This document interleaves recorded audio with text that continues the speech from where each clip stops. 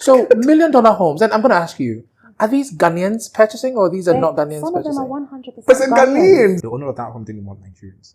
It had to go through 6 agents. At one point, an agent advised us to lie that we were Ghanaians. If you have $200,000 and you don't know about due diligence,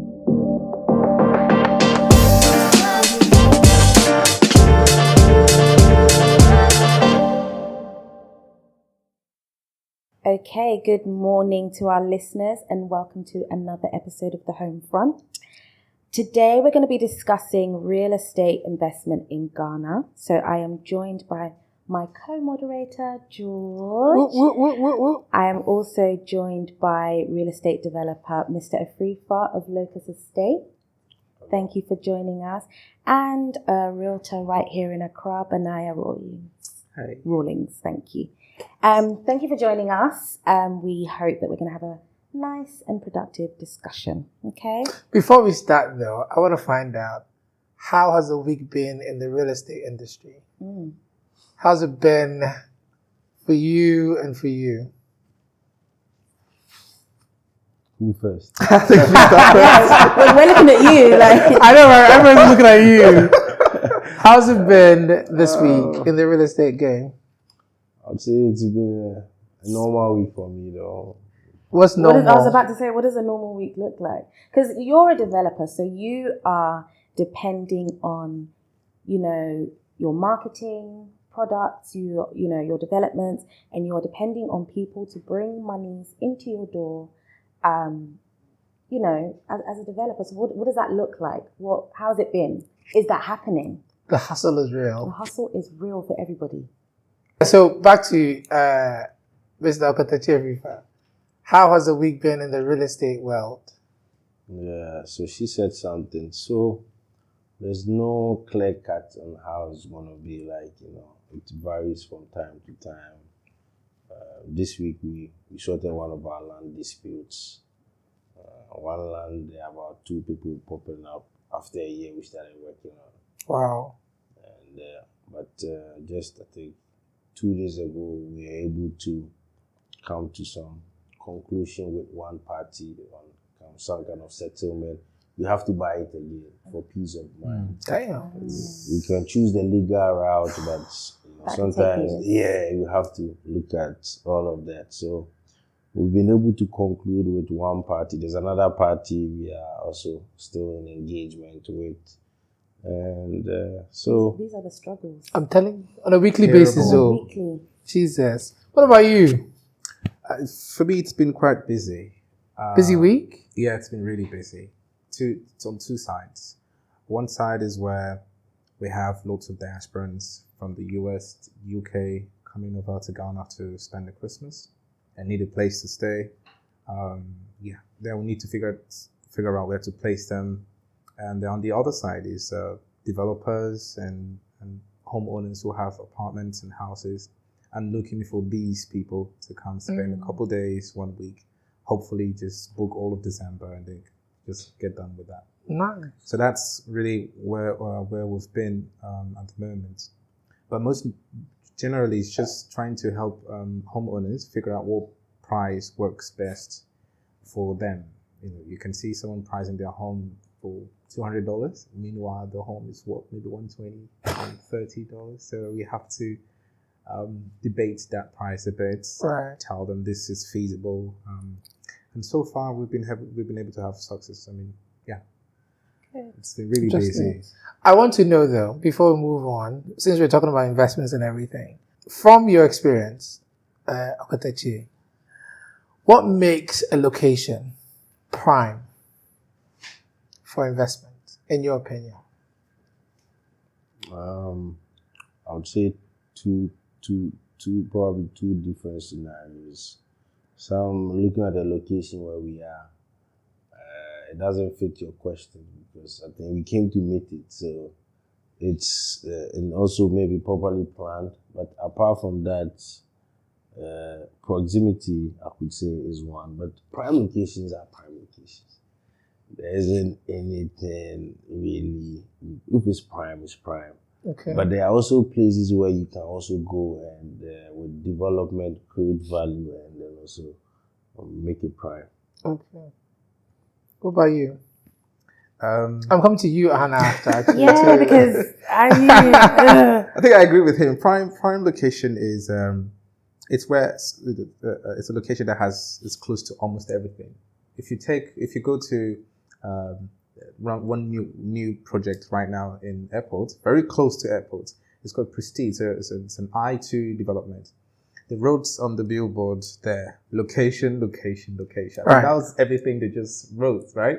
So it gives you the sense that this project is close to everything. It's just a minute to the airport.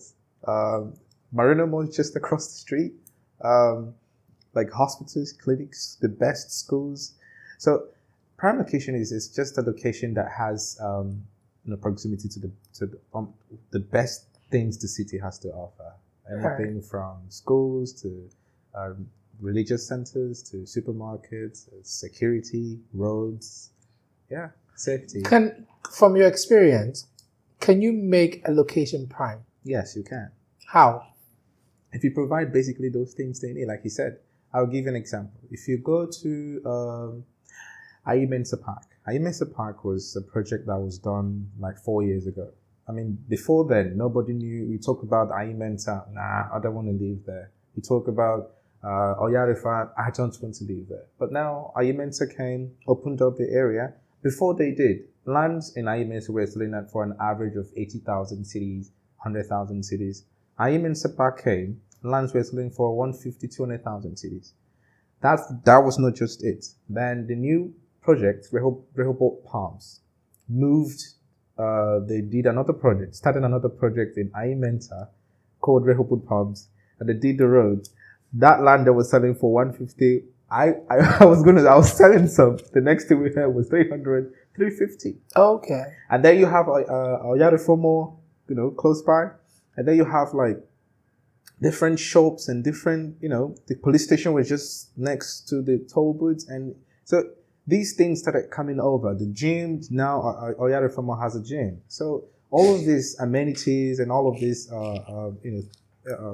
amenities that bring, that people can easily find accessible is what makes a place prime. And that's why sometimes when developers come, open up a place, then everything around, they just kind of inflates or shot up in prime. It's just a game. No, I will just play devil's advocate here. Just because I feel that, in my personal opinion, Ghana or Ghanaians are ruining the object of what prime is supposed to be. These things that you mentioned, that is what is supposed to make an area prime. Right. However, there are many locations that have great schools, that have all of these things, and maybe are not yet considered prime. Let's just look at Cantonment, for example, Laboni, because we're here.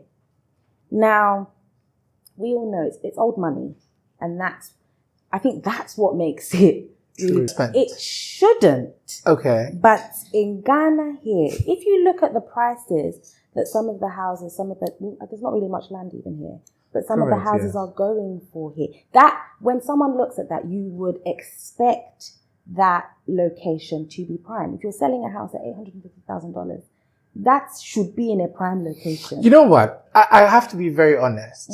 I don't think, and this is my personal opinion, I don't think airport residential is prime. I keep having this debate. I don't think East Legon is prime. The reason being, how can I be living in an area where every other hour there's an airplane flying above me? However, a place that I think is prime for investment, but nobody else thinks is prime, is Kanda and Nima. Now, again, we're talking about investment too. When you're talking, No. when you're talking, I am talking about investment. You should ask a level of investment. because when we're talking about investment, Why don't you go buy a land in we Kanda? assume No, that but listen. you are putting money into it and you are getting a level of return. But no, based on their definition of what prime So area that's why I should be, said that it's right? a bit obscure here. Because Nima is so prime. everything is around. Nobody is rushing for land or accommodation. Like even like let's just take people that are coming from outside. Nobody's rushing to go to Nima to look for. But do you know what I heard though? Do you know what I heard? I think back in the day, the government wanted to move people out of Nima. Right. They tried to do that, and that's how come Medina was formed. The Nkrumah government moved them actually. Was it Nkrumah's government? Yeah, because they realized that particular but how space. did so many of them end up back there? So after the overthrow of his government, they just came back. They came from. Interesting. Because Nima is positioned so well. You that you're here, if someone, a developer, built brand new luxury apartments, so we've got gym, we've got cafe there, we've got pools there, everything is brand spanking new, and they plopped it in the middle of Nima. Be very honest about this. Honest. Would you, because the facility itself, it's luxury, it's lovely. You're saying that Nima is prime. We put it in the middle of Nima. Are you going to live there? You know, there's an argument. It's just a yes or no, really. Because it's prime, according to you. You know, I can't say yes or no because there's an argument for gentrification, right? So, like, if you drive on that highway, you see that gradually it is changing. Now, across the street from Nima is Kanda. Right. Right? I would 100% today move to Kanda and live there. Because I think it doesn't get more prime than Kanda. Oh, it definitely gets more prime than Kanda. However, I do agree with you that Kanda could be considered a prime location based on the infrastructure links to it, based on, proximity. Yeah, based on those things, I agree with you that Kanda could be considered a prime location. I don't think it's looked at that way. But it's even debatable. Yeah, it is. Another place that I think is also very... Kanda is more like Nima. You don't really... You think so? Kanda's basically an extension. Yeah. But another place that I think is very prime, that is overlooked a lot, is Tesano. People are saying that, but I still think it's the same. And Tesano, by the way, is also very old money. Tesano actually is older money than Cantonment. Where is the money gone? Everybody moved. They moved to East Legon. They moved to... And so we have to say it was old money, because when you say something is old money, the money still exists there. Okay. Past glories. Do you get what I mean? Cantonment is old money because those people still live there. No, but you find that people that made cantonments, they've all moved away. No, but their houses and the things that they built, it's still making money for them. That's true. They're still there. Houses that were built back by whoever, they are still there. That is true. I cannot say the same for Tesano. I can't. I mean, I accidentally drove. I was looking for somewhere, and it was a whole drama because you went to Nima. No, yeah. Well, so where was I even going to? By the way, no, not even in a rude way, but I did not need to take that route. I could have used the main highway, but the map took me all the way through, and I could not. The roads alone, I was worried I was going to end up in a ditch. Wow. Because the road was so narrow, there was people on the roads. There was so much going on, and it was a Friday, so the mosque. Yes. It was so overwhelming for me. Yeah, I needed to get back onto a main road. So yes, that is, I think we're not in agreement on what makes a location prime. No, but I just wanted to know what the experience, based on their experience, what they look for when they're going to invest. For such areas, there are already demands. And even you as a developer, as an investor, getting in to even acquire something is not easy. Right. Because you have to even dealing with people with egos. Like, it's a whole lot of things, old age, emotions. People are very sentimental too. But the question though, so talking about gentrification, that it goes through that process before some place can be considered prime. So if you take an area like you're talking about Ayumensa Park, it had to take Ayumensa Park, sorry. Ayumensa. Ayumensa, sorry. It had to take the developer Ayumensa Park. Yes. To be able to move in to develop. And now, slowly but surely, it is becoming very, not prime, I but agree. is worthy. So as a developer, what do you look for? So if you take a place like, and I'm not trying to down the place or anything like that, take a place like Adenta, right? Because Adenta is, I think, going through a little bit of gentrification. What are some of the factors you look for to say that, okay, you know what? Maybe I want to develop here and see how it comes out. Okay. I think it's different scenarios. Like the Adenta, for instance, you also have to know that even as it is now, there are people living there. People have different needs, you understand, and then also where they are going to work and all of that. Okay. You understand? So, and clearly something like the Ayumensa situation, I would say it was even prime before the developer went there. But it takes vision. Yeah. Right. Because I always tell people, if you drive out of Accra, there's so much opportunities. Absolutely. I actually think, obviously I can't say definitively, but I think something like Ayumensa Park, for example, I feel like at the time the lands were very cheap. I don't think, obviously they had a vision, but there wasn't really much to even see. I can't talk of any schools in that location. Correct, yes. The traffic going down there was a bit, when you have to pass. I just feel that they got lucky. You think it was luck? I think they got lucky. I disagree. Ayumensa Park got lucky. I think they got lucky. You know why? I think it could have been and don't forget, I remember when they were actually selling those units. They weren't just selling off the bat quick. It wasn't like that at the beginning. Now that people are looking at, okay, a lot more people are building on the outskirts. Now and the inside is getting way more expensive. I think a lot more people are considering it, but I don't think at the beginning everyone was like, yeah, this is going to be great. Let's. I don't think so. I think that it just the land was. I think it was not bought.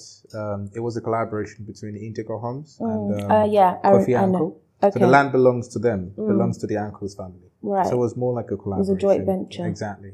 Oh. Yes, it's just we're talking about this. We're talking about 215 houses, over 215. You know what? If Ayumensa Park is listening, they have better sponsor this show because we're giving them They're too giving much. a lot of promo. Yes. No, I've been a huge fan of Ayumensa Park, really, and the reason why I say that it's one of the first communities that began to inculcate the green building structure, like planting flowers and trees, and in almost every corner of the project. And that's one of the things I think that the design is something I haven't seen before. 4 years ago when they started. So yeah, I don't think it was luck. I really don't think so. Like you said, it takes someone to see it and say that, okay, if I do something, this would be a great location, because where Ayumensa Park is, every single thing about that place is rightly positioned. Like which things are we talking about? Like we're talking about, like, take for example, if you walk into Ayumensa Park, the weather is completely different. Now, you would not know what the weather feels like. For those who come from UK, move down here, you want to stay close to where the weather is cold, not too hot. Really? Yes. Oh. Like when you stay there, like especially at night, what the weather looks like is different from what you experience in Accra. Okay. And because of the green effect, like because of the flowers and the trees, like the whole thing just, makes you feel like, okay, this is a home away from home. And the design is almost something similar like they do in the US, in the UK. So that building It's well planned. yeah, that's really one well thing. planned. I agree. So it's those things. So most of the people who bought the homes were diasporans. Most of them, and most of the people who either for rental or rebought those homes are also diasporans. Right. You understand what I'm saying? Because that was their target market. Kofi was just targeting those people, those living abroad in the US and Ghana. Because he knew that they would understand the concept. They would understand the concepts. Remember the first in a way time, that the home was small, right? Everyone was like, this home is small. The regular Ghanaian wants a place with a large yard to park like 4 or 5 cars. What got you interested in real estate investments? What was you got up one morning and said, okay, I want to get into this game? And many have come before you, and we don't know where they are anymore. So what got you excited about it to begin with? And don't First say the of money, all, please. I would say it's the Akan culture. Mm. Yeah. You see, we have a culture where we even have a saying where we ask people their house, not their money. I like that. You understand? So where we come from, owning something is very important. Right. You know, and even when you are dead and gone, what you left behind is also very important. So I think it's from that basics from infancy, kind of, you know. So we have this saving culture, and if you save, what next? Okay. Absolutely. Get it. I like that. Me too. How about you? What got you involved in wanting to be part of the whole Ghana real estate investing scene? For me, it was just the attitude of the agents. Like it, one experience, which really, I shared it before, was I had a friend moving from Nigeria to Ghana, and they needed a place. We had to go through 6 agents. At one point, an agent advised us to lie that we were Ghanaians, so we could, stay in that place. The owner of that home didn't want Nigerians, so the agent wanted us to lie, pretend that we were Ghanaians, and That must have been awkward. so we could stay in that place. The owner wasn't around, so we went through 6 agents, and eventually we did not find anything we liked. It took another landlord's intervention, which made us find that home. When we eventually found the home, it was commission time. I went back to the office. Then I used to work with a tech startup. I went back to the office and I told my friend, hey, my friend found the place, and thank God. He was like, did you know you could take a commission from that? I said, really? Bro, I'm not an agent. I remember the exact word he used. He said, shit, Like you be there. Shit to the hog. Shit to the hog. I never forget that, Frank. And then Frank said, shit, I said, so I just understood what he said. So the next day, I told the man to give me the money. So I counted the entire money, paid the landlord, and I had the commission on my left hand, and I split it into 3. I took one part, I gave the 2/3 of it to the other guys, and the other agent counted the money. He looked back at me and said it wasn't complete. I said, yes, he's my client. He said, okay. That's it. I was like, oh my gosh. I said, okay. Then it was 471 cities. It wasn't just about the money. It was like how you could make so much money, but then there was so much you could provide as an agent. You can help those people. And that was just one cut. The entire commission was 1,320 cities. And I just said, okay, well, what if you just help 10 people in a month? What if you help 20 people in a month? So on some level, it's about the money. Yes. At some point, it was, I just wanted a way. Of course, I want money, but it should match the quality of service you're rendering as an agent. Because Right. being an agent, it's a very hustle. It is. It's hard. That's what I'm getting to know. It's time consuming. You're Really giving exhausted you and can't painful, tell. right? 4 months with no deal. Right. You can't tell when someone approaches you. You cannot tell if this person is serious. Number one, Exactly. at the first thing, Yes. you can go to 10 Yes. years. They want to see. They want to Yeah, see. especially when you're starting to learn. Now Absolutely. we have what we call it. Sorry, I can separate. I can tell what a warm lead looks like, a Right. cold lead, a hot lead. Oh, wow. Then you Okay. don't know those things, right? Exactly. It took me a year and a half to actually make it in real estate. Wow. Yes, like my breakthrough was a land that I thought I hadn't sold. We were 2 agents in that deal. I just gave up, not knowing the other agent was in the background doing things and just didn't tell me. So that was the middle of the second year. And I was just about to quit. Like, I'm done. I'm just gonna quit. I had quit. I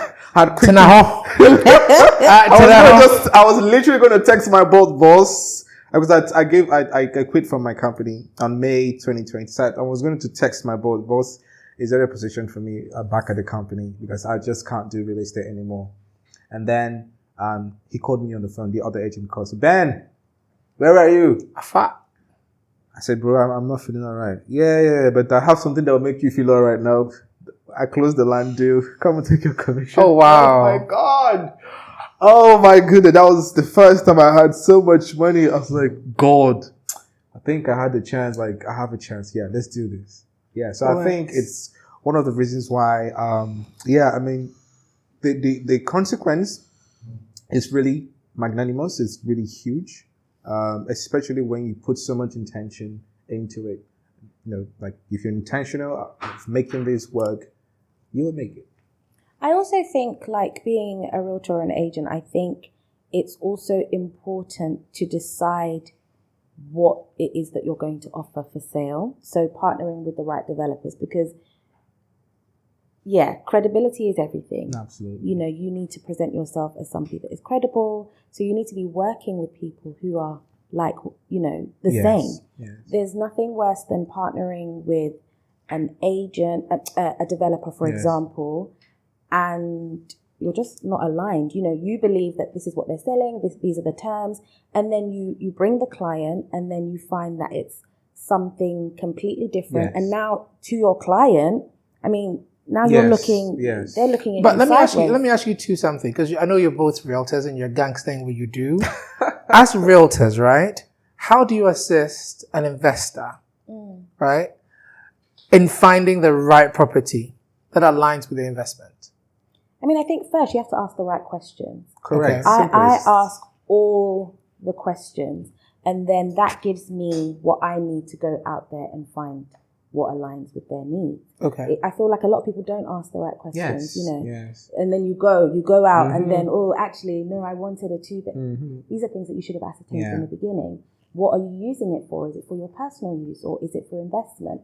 Because then, you know, the same amount, if you've got $200,000, if it's for investment, how about we try something that we know rents very quickly? Absolutely. But if it's for a home, then what kinds of things are you looking for your, you know, your personal needs in a home? And then so you have to ask the right questions, and the rest should be easy. Absolutely. It's just right questions equals tailored solutions. It's just it. Agreed. You ask the right questions. I think gives you a sense of understanding. Yeah. And it just, for some, I think that's how you know how hot, warm, cold a lead is. You know, I know you have salespeople, right? And sometimes the client themselves, if they're from outside buying in or buying here, and they don't know, sometimes you have to lead that conversation as well, because someone comes that they have this money and they've heard that the market here is good. So what can you get for me? What can I get for my $200,000? Like, show me. And you have to also be well versed in the market. Know who's selling what. Know what because some people as well, they've made the phone call to you, but they've also made the phone call to 3 other people. So you also need to not dilly-dally. It's good to already have the information in advance, so that now they understand, okay, this person knows what they're talking about. Let me just deal with them. Okay, I'm going to ask all three, since I'm not in the game and you three are. The real estate gangster game. I'm telling you. Wahala. Investing in commercial property as opposed to residential, what are your takes on it? It's like, which one do you prefer, and is there a preference over which one, and do you make more money for your money, like if investing in commercial as opposed to residential? I'll start with you, Akatachi, since you're a developer. Unfortunately, I've been doing just residential. So you've not done any commercial? Yeah, we have intention to do commercial, but we haven't got any land or any that we feel like this is very viable for that. Another question you're going to ask. Yeah. Why residential, not commercial? Because there's a reason for that, right? Okay, it's also about how I got in. You know, one of the main reason or how I got into real estate was My family was working on a project and they gave it to a contractor and they were having misunderstanding. The quality of work we wanted from him was different from what he was doing. He was just doing anything quick to sell. You know, we saw a work of his which was nice, and that is how come they approached him to do the work for them. But in the process of it, there were so many differentiations. He was doing very low range. We were also looking at something very high end. Absolutely. So there was a lot of misunderstanding along the line. So it got to a point it was too much for him. He felt like they were asking for too much. So it got to a point he himself got me involved. The person building. Imagine. So that's where Locals came from? Yeah. And how long ago has it been? 7 years. Oh, that's the t-shirt. Locals. Yeah. Oh, wow, okay. So that's how come we got in. I got in the first place. And when I A got lot of in, people got in that way, actually. I've heard Like, the story really? from other developers, when I got in, it was full of challenges. The walls were not straight, you know. Even fixing kitchen was a problem. They don't like using spirit level here. I'm telling you, no. It's a problem. Closet, plumbing, a whole lot of things. So it was a very tough time. So overcoming that challenge, in the course of it, I got committed, and at the end of it, I had passion for it. So ever since, it has been, you know, one after the other. And,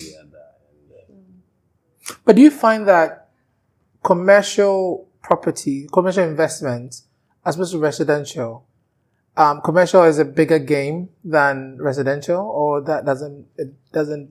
it depends, because if you look at commercial, by the way, we started something commercial. We're doing a Laboni social club, which have about 6 different experiences there. But we are not done yet. But I know for sure commercial, it's also, because it also depends on you.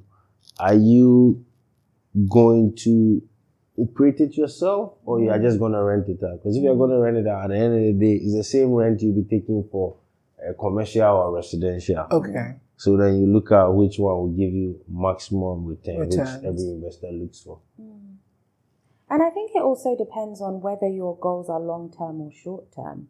Okay. You know, I feel that with commercial, I don't know, because, you know, commercial has different aspects as well. You know, there's offices, there's shops, it's kind of multifaceted. So I'm not well versed in the commercial scene. So you're also very residential? Very much so. Could it be maybe residential is a little easier? I don't think it's the ease, because it's the same process, isn't it? It's difficult, actually. It's difficult because this is where somebody's coming to sleep. Again, and that's because it's also more long-term. So it's personal. Yeah, it's very personal.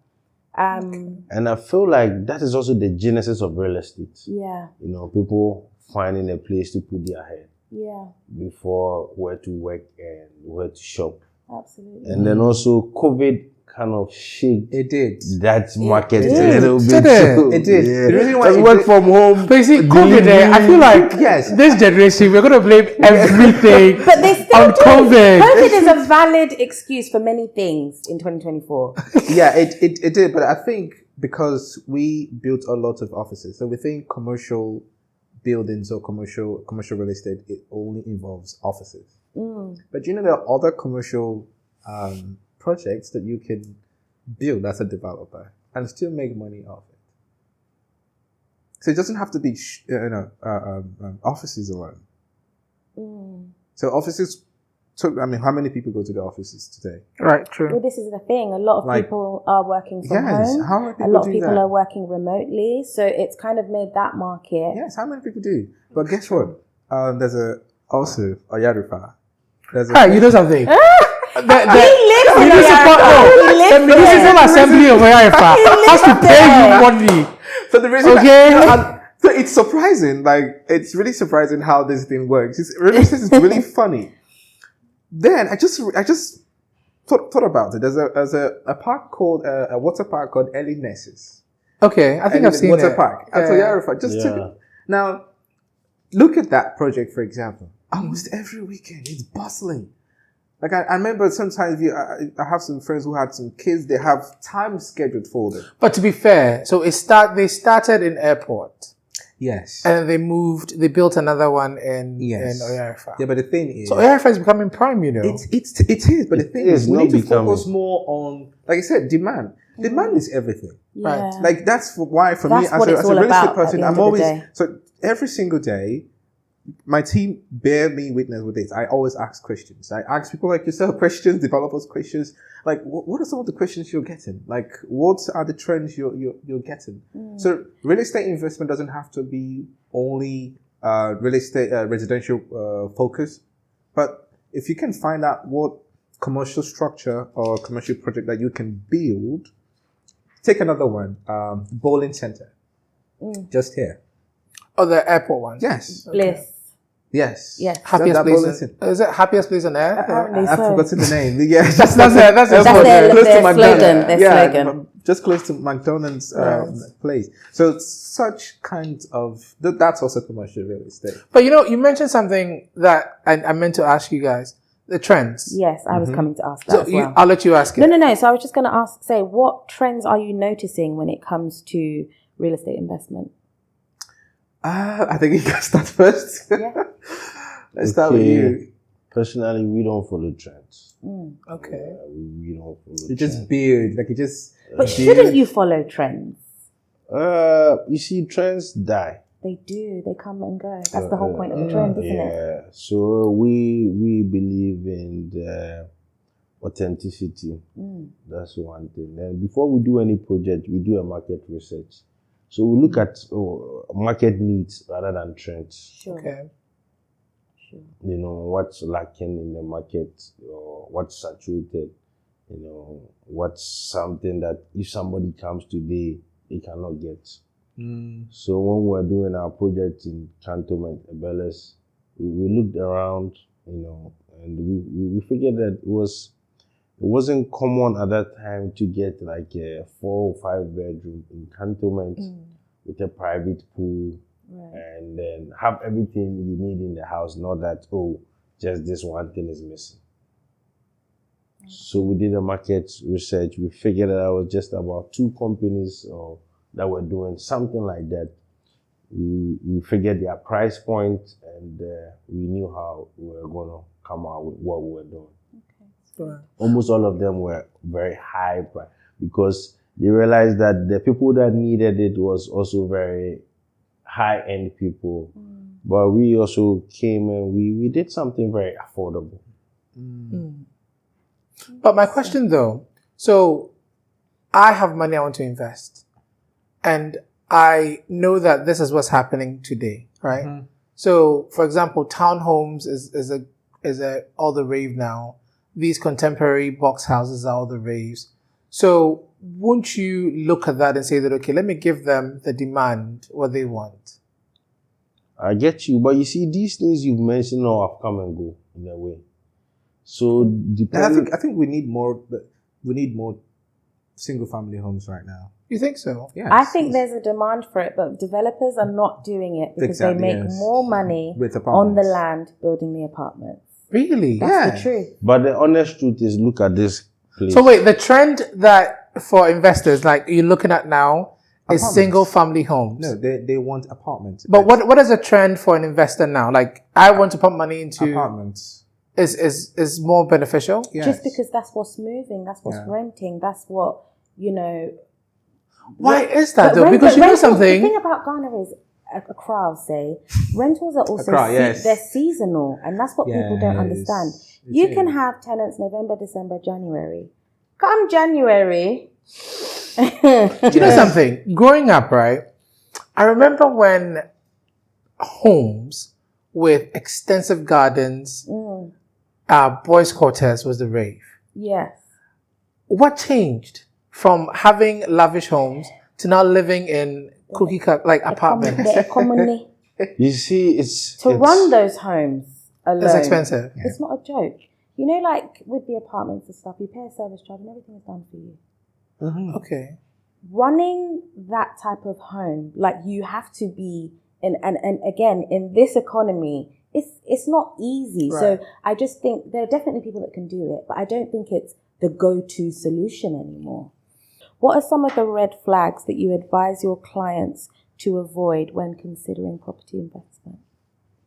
I'll give you one scenario. Right now, I have a seasoned investor who mistakenly went to put about $200,000 worth of,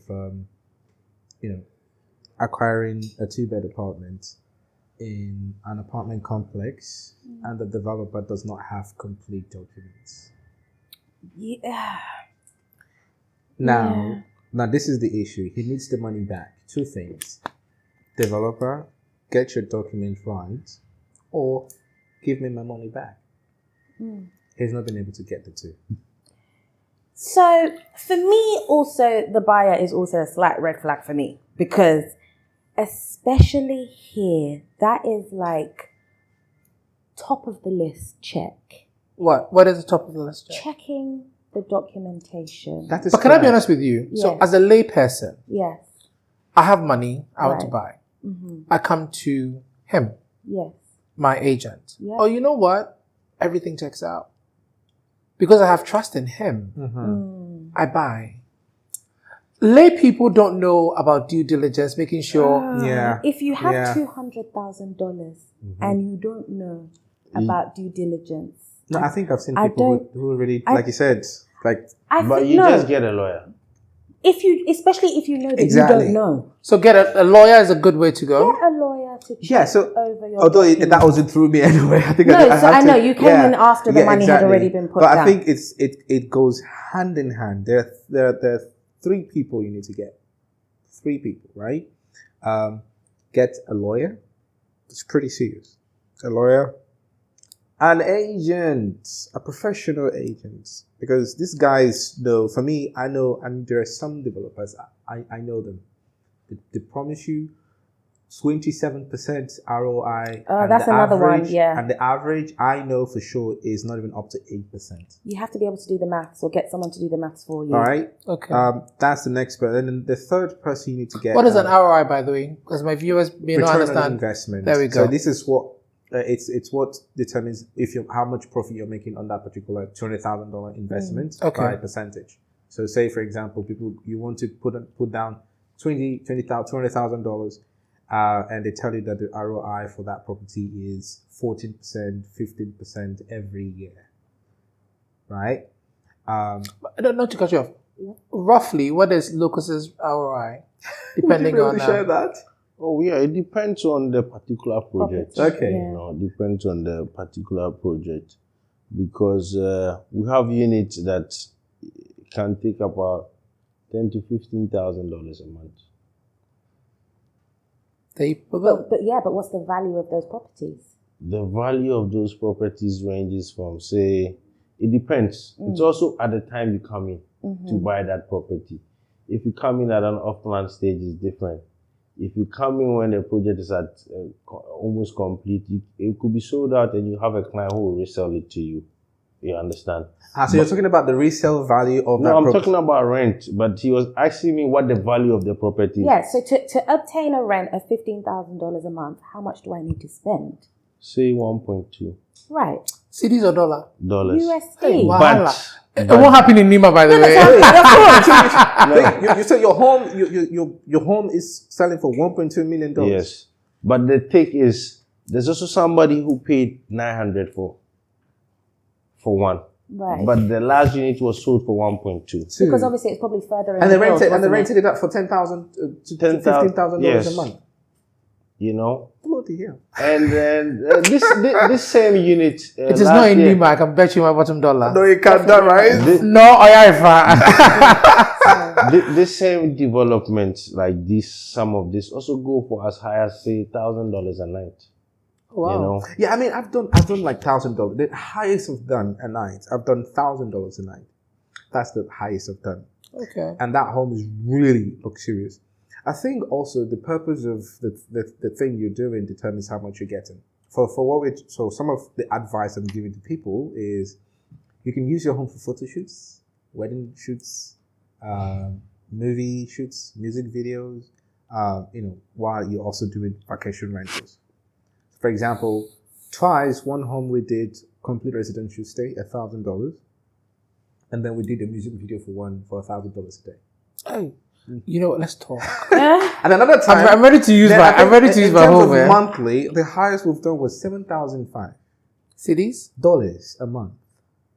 Oh wow, okay. Yes, and what was the value of the property? Even though he refused to disclose how much he bought the home, but the home is above $1 million. Okay. Yeah, for sure. But this is the kicker. Now, can I ask you for something? I was going to ask that. So, $1 million homes, and I'm going to ask you, are these Ghanaians purchasing or these are not Ghanaians some purchasing? Some of them are 100% Ghanaians. Like, yes, it's Ghanaians and diasporans. Yes. And but a lot of them are diplomatics. Ghanaians. Ghanaians, yes. So when people tell me there's no money in Ghana, No. I know for a fact No. that is a big, bold lie. That's not true, sorry. It's a big, bold lie. That's not true. It shall be well. It These is possible. These are pure Ghanaians. Listen, me, I'm not. These are pure Ghanaians. Yeah. Pure Ghanaians, sometimes of them putting no are. cash down. But one question I want to ask you, does it mean, I've been hearing this circulating around, is the issue of money laundering, is that something that you hear often? Of course. We'll You talk think- about You real can't- estate. Yeah, Yes, I in don't real think estate. you You can think- be in this industry and pretend that doesn't exist. Yeah, because, But to be honest, I don't see anything. Because how would you see? That's You because would say you're you not want- looking. We struggle to buy. Do you know Yeah, why? because we are Let me- struggling to get He wants his tell money, you so why. give him money. Exactly. Let me That's tell what- you why, though. You're also not looking at it because when people are bringing their money, you are not concerned with the origin of the cash. Yes, where does it come from? Of course not. You're not concerned. Yes. Because we you are in a way personally, because, and I'm like, not saying you're not doing, I'm not in any way saying funds that you're coming promoting. into Ghana or like these dollar transfers, you have to Justify add it. But you do that? documentation Do to you claim it. verify who they are and You where the don't money have comes to. from? No, even before you get the money, the bank will ask you all this. So you need documentation to get these money. The thing is, these people have a way of doing this. I was Like, about to say. So those that are doing it. But probably personally with my experience, like I'm saying, these people, sometimes some people even miss payment plans in a way because say maybe certain things didn't go as they Some projected. people are not missing their payment plans because they It's don't have the intentional, money. right? Not even just that. Some people, their monies are. I know a lot of them. Their monies are tied up in other things as well. Yes. So But how the can we money- be laundering money when the money's tied up?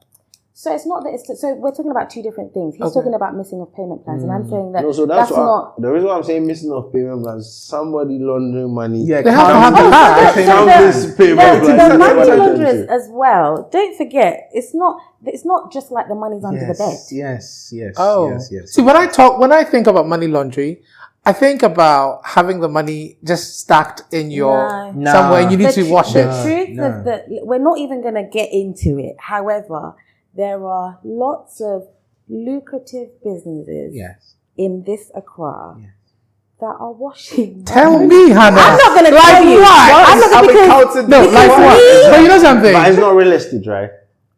I mean, not as they presume. No, You get no, what but what I'm I'm saying? saying Wait. is the money that Highly. is used to buy Highly. the real Real estate. estate is being washed Yes. in. Those You industries. see, after the real estate has been purchased, Yes. they use it for some operations. Of course, they. You know, they- for No, but years. Hannah, And wait. that is where the Let London. me also Hannah, tell you. Hannah. Let me also tell you. Okay. You will see that someone can, and I'll say someone. People will buy properties of $500,000 easily and not care whether the property is rented. no. It's sat there. Yes. Before you go, It's sat there. Why do you Wait. think that is? The person that With your full chest, No, please. name 3 of the industries. No. Oh, Like what? Restaurants is one. Yes. Restaurants is probably the biggest one. Yes. And Really? I've seen it Yes. myself. Restaurants. Yes. Restaurants. Are there any in Accra that you Please, know? Have What you else? never question yourself like, are these people doing business? Or Because they are the just place there? is luxurious, Yeah. the food Have is you- trash. You see that? There's nobody No, in you there. know what? I'm thinking about all these restaurants, right? Don't think about any restaurant in particular. just I can think of maybe 3, but they seem to people patronize it. So I'm assuming they are making money. I think the same goes with the so. residential real estate. Like he just said, $1.2 million. But restaurant as well, what are the other two? Because I don't know. Yeah. What about you? I don't know as well. I just know real estate. You know, but you don't want to say. Come I on. just know real estate. You see, some for of the now. industries are too small.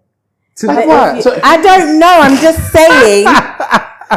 I just know real don't estate for know. me. I just know, however. So look, all we're just trying to say is it's definitely a thing. Right. Okay. They also know who they can go to and who they cannot go to. Yeah. But you know what, to be honest, You know. on some level, Exactly. it's part of the investment. They need to watch their money. I mean, Yeah. gotta watch it one way or the other. George, You know what? If you want to watch your money, bring it to me. bring it to I will George invest it for you. Please. Yes.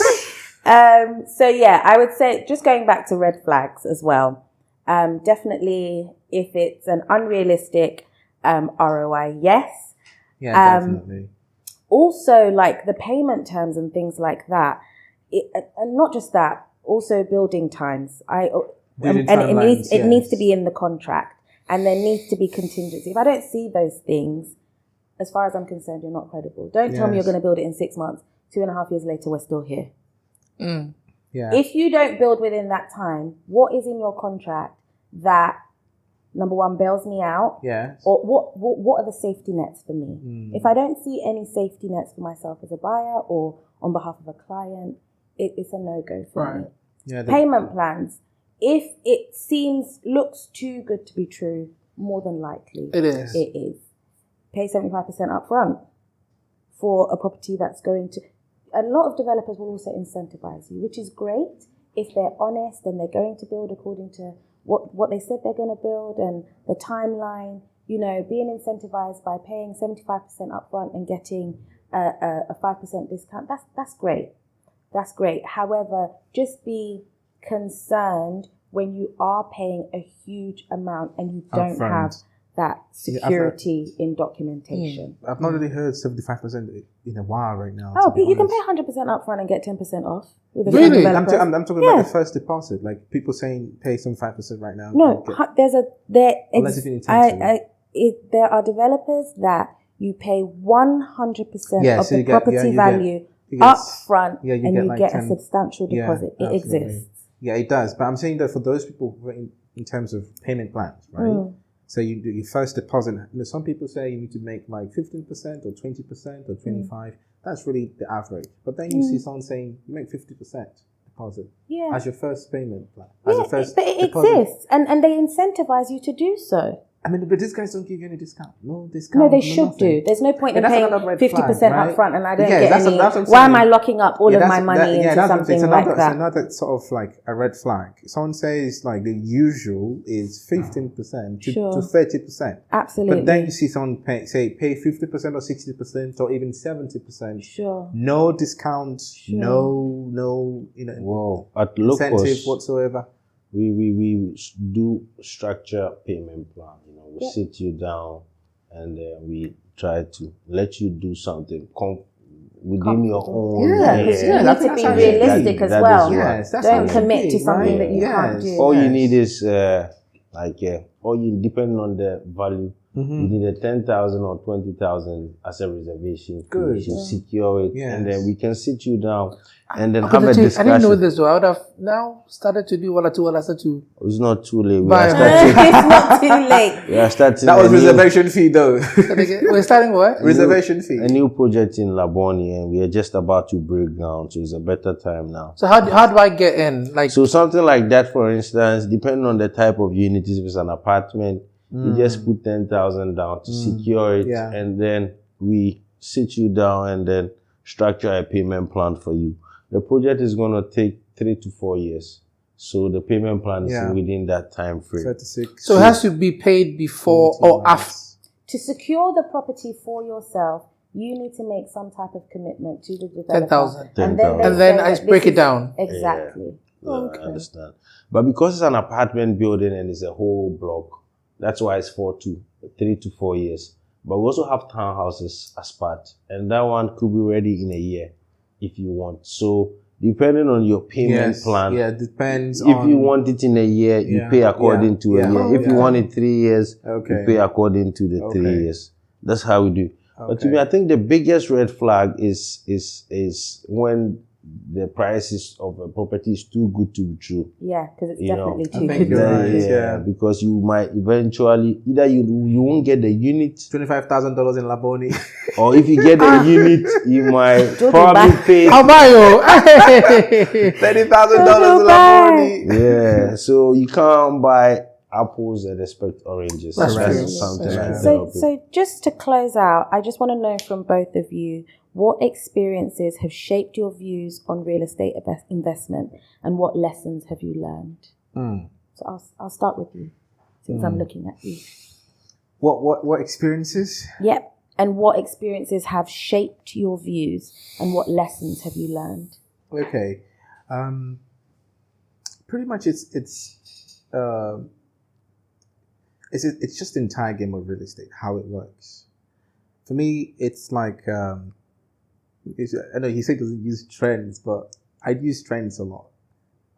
It's just mathematical expression. You get this, you equals to this. This is how much you're making by percentage every month, and that shows that this is a viable investment, right? I remember one particular time I was working with one of my buyers who needed a home to purchase.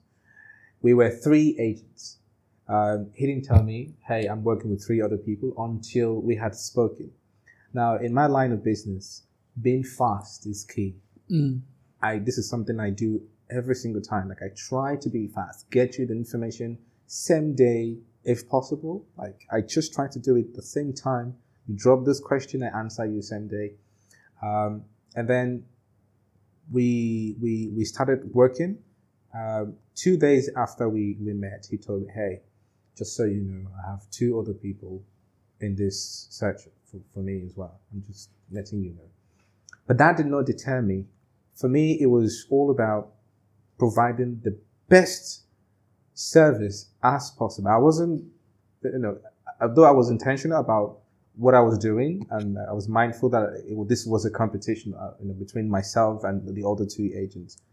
But I just wanted to do my best, provide the best service, the best knowledge, the best there is. And I think he saw that. And what he began to do was he began referring me to other properties. Oh. He would take those properties, send it to me, reach out to those people on my behalf. So we would go to those places and he would introduce me as his agent. Oh. Now that for me was something that made me feel like, okay, I think I have, what we call fiduciary duty as a real estate agent. I need to perform my utmost best at every given moment. Right. At the end of the day, the guy put down the other 2 agents and he bought that property with me. Wow. Okay. And not just that one, we now had it was now between himself and a family. So here in Ghana and then in Nigeria as well. Nice. So that has just changed my whole, just made me be more aware that every single time, the moment I hear the phone ring, hello, I am Mr. A or B, and I would like to invest in Ghana by buying properties. I'm going to provide you with the best service there is. That's right. For me, that's just it. So, yes, Mr. Afrifa, I want to also ask you the same thing. What personal experiences have shaped your views on real estate investment, and what kind of lessons have you learned? Okay, one I would say something like land acquisition. He said everything has to be fast, but with that one, everything has to be the opposite. 100%. Take your time, bro. Yeah. Cross Take those your T's time. and dot those I's, You please. Check all the Even sometimes conditions. when you are done, Still double check. even when you are done, they carry to pay the money because once it's gone, It's It's gone. all right. Like, yes, Not coming back. Yes. Gone. Big challenge. So for that, we've learned to not, because sometimes people are pressuring you, agents, make the move. Yes. But one thing we've learned yes, is to follow our instincts, Yes. and then also, Yes. if it's yours, it's yours. Yes. That's another mantra we live by, that what is ours will never pass us by. And then also with the... Exactly. Also with the property itself, one thing we've learned is that good thing sells itself in a long time, Because I always tell people, We drive by, you see developments coming up. You look at it today, some with excitement, looking at how it's going to turn out. Yes. The moment they are done, painted, they put the lights on, you pass by the next day, you don't watch again. Right. You know. Signature. Oh, why do we have to call Really? people out? Why would we do that? I was really... You know something? If Signature was the Noyarifa, I bet you it'd be gangster. This Hey, one. right? Please, You we'll be be selling all over it. We wouldn't be able to hear the end of Signature. Please. Yeah, so that is something because so once it's done well, you know, all you have to do is just paint it. Yeah. That's all. Yeah. Once it's done well. Yeah. Our first project in East Legon is an apartment, 2017. At that time, we went very hard. It's an apartment, but it comes with walk-in closets. You know. Okay. It got to a point where we almost gave up. But today, when you go there and if you want to do a renovation, it's just change of paint and then maybe curtains and furniture. Yeah. Structure is done well, layout is properly planned. It will go for 1,000 years. Absolutely. And I appreciate this more when you go to Europe. Because you see that they are prime place, there's nothing new there again. It's just this Asian thing and it's properly conserved and maintained. Yeah. People actually look for those features in houses. So they want to see the old beams in the houses. They look for those. Especially in Europe. Yes. I think Ghana. What fresh? No. But even with Ghana, like that's why I said in the earlier with the trends that everything we see today has come in a point that, you know. So I feel like it will just take a few people to appreciate it. And these few people will take you a long way. But you know, to what he's saying, if you've ever gone into an old home, like a home that was built in the 60 years ago, 70 years ago, the colonial type homes, and you visit a home that's built today, you get to see the difference. Yes. Absolutely. There's some homes that have real wooden floors. Yeah. From that time till now, and it's still. But today, you build 3 tiles are cracking. See where we are, this building. Yeah. You can tell. We can see. The moment you see the building, it's still a test of times. Exactly. We will be dead and gone, but the next generation will come and they will appreciate every work we've done. So you don't have to cut corners. You have to go all out because if you don't, and you have to come back, it will cost you double. Cost you more. Yeah, absolutely. But if you don't cut corners, how do you make money? Please, it's not about the cutting of the corners. How do you make... Oh, no? Have a good procurement team. Yes. It's not about cutting corners, please. Let's not cut corners. Sometimes there are some you might not even make profit or the expectation wouldn't go as how you want it. But trust me, to take you to another work. I appreciate you. You know, another door will open. Your name will be mentioned in a place where you are not Ordinarily, there. it wouldn't have been. Absolutely, I agree. That's true. Well, thank you so much for this discussion today. It's been really insightful. Yeah. Really I think you've given our listeners lots to think about, lots of points to relook at. And it's been a fruitful discussion. So thank you, Benaya. Thank you, Mr. Afrifa. Benaya, if somebody wants to get in touch with you, how do they get in touch with you? And all that stuff. Because I need to get in touch with you to see if I can get $1,000 come and shoot a video in my house. So how do we get in touch with you? Okay, I think the best way is to reach out to me. I don't want to drop my number because all kinds of people give me a call. Email's fine. Yes, email is the best way to reach out to me. Do you have social? Yes, I do. Benaya Rollins, on all platforms, TikTok, Instagram, LinkedIn. My email is zhomes1@gmail.com. So you can just reach me there. But I'm mostly active in all my socials. Which of the socials are you on a lot? LinkedIn. Yeah. Not IG? IG is the second. TikTok? TikTok third. TikTok, I just go to post properties but I do have amazing conversations there at TikTok. I mean, some of my $1,000 a night came from TikTok. So TikTok is my third. But just generally for posting videos, not like real interactions. And you, Mr. Afrifa? You can reach Locust Estates on all social media platforms. Our website, locustestate.com. You can just put Locust Estate on Google and then you find the contact, everything, and that is it. Lovely. Locust Estate big. Yeah, big 7 there. This year is 7 our years. Uncompromising. Please, where is the party? Uncompromising. This is December. Yes. Please. And Hannah, what about you? So my company is Optimum Property GH. You can find us email info@optimumpropertygh.com. We're also on Instagram. And yeah, that's it really. And for people that don't know, she's a gangster realtor, by the way. Oh god. Gangster. Oh gosh. All right. Thank you guys. Thank you so much. Thank you.